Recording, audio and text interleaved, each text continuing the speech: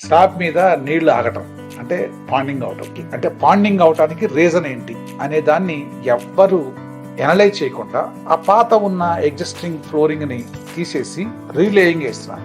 ఇలాంటి additional load వేసి మళ్ళా రీలేయింగ్ చేస్తే అప్పటికే మీ బిల్డింగ్ లో మీకు కనిపించకుండా మైక్రో లెవెల్ క్రాక్స్ అనేది డెవలప్ అయి ఉంటాయి.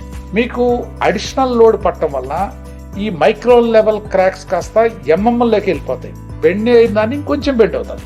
కట్టిన మీరు రీలేయింగ్ చేసిన 3-4 years లోనే మళ్ళా మీకు పాండింగ్ అవడం స్టార్ట్ అయిపోవటం ఉంది.